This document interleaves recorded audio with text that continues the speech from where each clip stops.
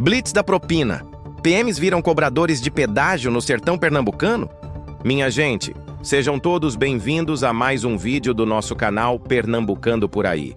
Hoje eu chego arrochado, porque a pauta é daquelas que cabia em peça de teatro de Ariano Suassuna, com direito a personagens caricatos, dramas de feira e um fundo moral que dói mais que topada de dedinho no batente da cama.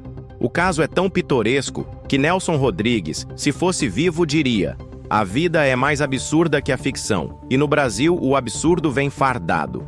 Pois bem, o tema de hoje é a prisão de policiais militares em Pernambuco, acusados de extorquir motoristas em blitzes. E não, meu povo, isso não é enredo de novela das 8.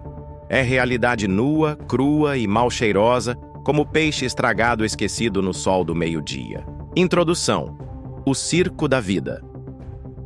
Contam os antigos que o sertanejo desconfia até da própria sombra. Não é paranoia, é sabedoria popular. Se o sujeito vê um guarda parado no meio da estrada, ele já pensa: será que é para minha segurança ou para meu bolso? Pois é, essa pergunta ganhou carne e osso nas páginas do Diário de Pernambuco e da CNN Brasil, que noticiaram a prisão de 3 policiais rodoviários acusados de trocar a farda pela malandragem e o serviço público por um caixa eletrônico de beira de estrada. Foram presos o sargento Ed Clydeson dos Santos Silva, de 42 anos, e os soldados Jonatas Felipe Lima de Almeida e Edson Francisco Gomes Júnior, na casa dos 30. Todos do Batalhão de Polícia Rodoviária. A acusação? Extorsão, concussão, corrupção passiva. Palavras bonitas, jurídicas, que na prática significam: me deu dinheiro se não quiser que eu invente uma infração para ferrar sua vida. O povo já está acostumado a ver o Brasil como uma grande peça tragicômica. O problema é que nessa peça, diferente do teatro de Suassuna, os palhaços somos nós, cidadãos comuns, que pagamos a conta e levamos a pisa moral. Desenvolvimento. A comédia pernambucana. Imaginem a cena. O sertanejo sai de madrugada com seu caminhão-pipa, trazendo água para comunidades que ainda vivem como se fosse o século XVIII, sem torneira e sem dignidade. No meio do caminho, dá de cara com uma blitz. A esperança seria de fiscalização séria, garantia de que o veículo não está irregular, proteção para quem depende daquela carga.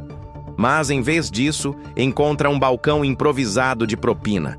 Se não pagar, o laudo é inventado, a ameaça de prisão aparece, e o homem que saiu de casa para servir ao próximo volta humilhado. E aqui eu faço uma pausa para dizer: corrupção não é só quando alguém enfia dinheiro no bolso. Corrupção é quando o espírito da coisa se estraga. É quando a lei, que deveria ser proteção, vira instrumento de terror. Como escreveu Olavo de Carvalho, a corrupção moral precede a corrupção política. E se a polícia, que deveria ser exemplo de ordem, se corrompe, o que resta para o povo? Lembro aqui também de Edmund Burke, que dizia que a única coisa necessária para o triunfo do mal é que os homens de bem não façam nada. No Brasil, o mal não só triunfa, como ainda recebe salário público, 13º e aposentadoria. O humor ácido do cotidiano. O mais irônico é ver as justificativas. Sempre tem aquele que diz: ah, mas eles ganham pouco, são mal pagos e estão sob pressão. Ora, meu povo, se o salário fosse desculpa para crime, o Brasil seria um grande presídio a céu aberto, porque pobre aqui não falta.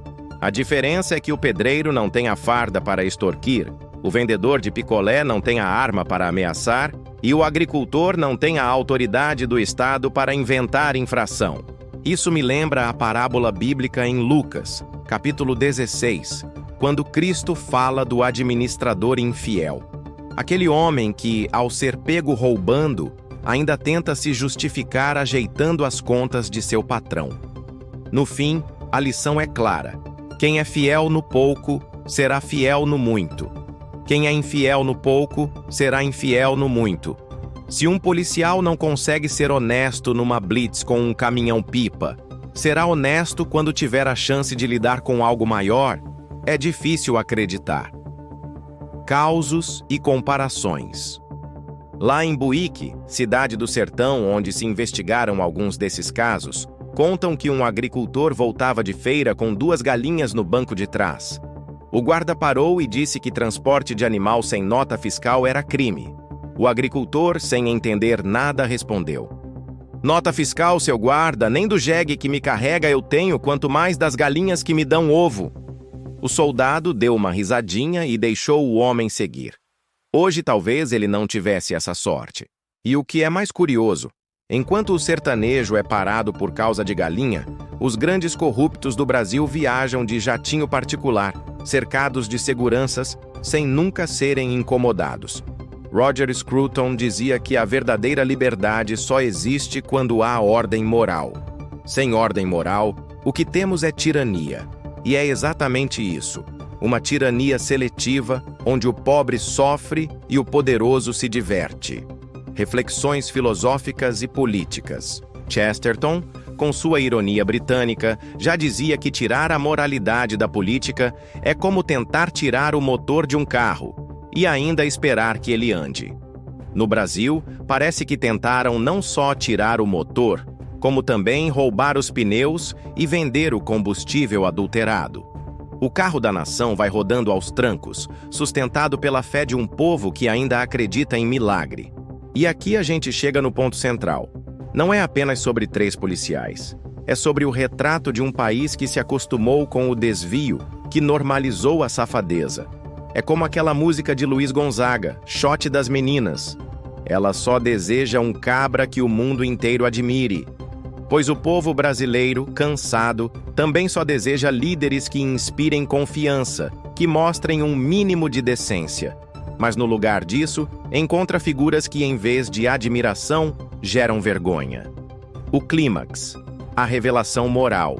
E aqui eu digo, com ironia e dor, não existe nada mais triste do que um herói que vira vilão.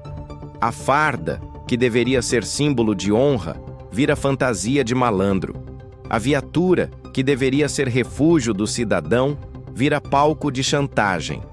O povo olha para o policial e não sabe mais se é proteção ou ameaça. É a distopia de Nelson Rodrigues. A vida como ela é, sem retoques, sem enfeites. A tragédia diária de um país que chama a corrupção de jeitinho, que chama o crime de malandragem, que ri do absurdo até que o absurdo bata à sua porta. E aqui eu volto à Bíblia, ao profeta Isaías, capítulo 5, que dizia: "Ai dos que ao mal chamam bem e ao bem mal, que fazem da escuridade luz e da luz escuridade." Eis o retrato de um Brasil onde se aplaude ladrão, se justifica bandido e se condena quem ousa falar a verdade. Conclusão: a moral da história. Minha gente, a moral da história é simples e dura. Quando o Estado se corrompe, sobra para o povo a cruz. Mas a cruz também ensina.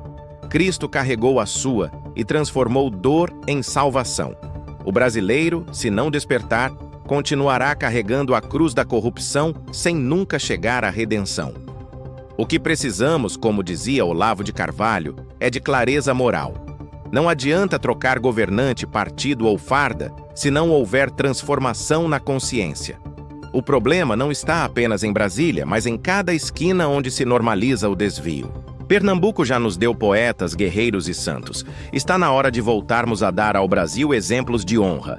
Não podemos aceitar que o sertanejo, que já sofre com a seca, ainda seja roubado na estrada. Não podemos tolerar que a lei vire balcão de negócios. É preciso resgatar o senso de certo e errado, sem meias palavras, sem relativismo. Encerramento padrão. E assim eu me despeço de vocês com essa reflexão, minha gente. Mas quero ouvir também a opinião de cada um. Você acredita que ainda é possível mudar essa cultura da corrupção no Brasil? Ou já estamos condenados a rir da própria desgraça, como se fôssemos personagens de um alto de Ariano Suassuna? Deixe seu comentário aí embaixo. Compartilhe sua visão, porque aqui no Pernambucando por Aí, a conversa só vale se for de 2 lados. Se gostou do vídeo, curta, compartilhe e se inscreva no canal. Até o próximo vídeo. Pernambucando por Aí.